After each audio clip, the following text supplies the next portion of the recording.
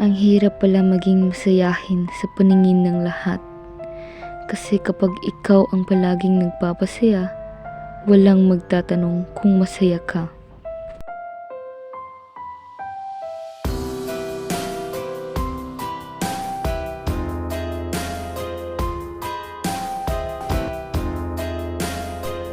Minsan, gusto ko na lang umiyak, pero natatakot ako.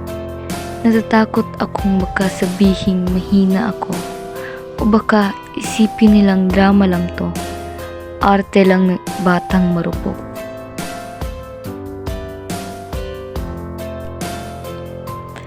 Sabi nila, ang ngiti raw ay tanda ng kaligayahan. Pero paano kung ngiting yan ay ginamit ko lang para itago ang lungkot na ayokong ipakita sa mundo? Hindi nila alam, bawat tawa ko may kasamang pagod.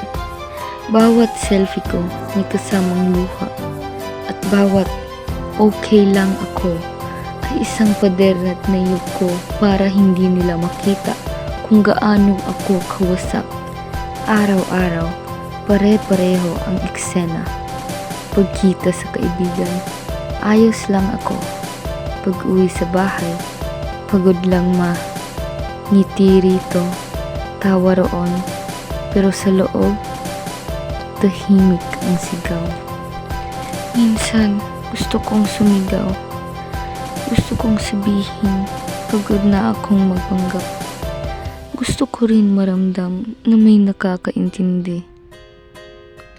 Pero anong magagawa ko? Sanay na akong itago.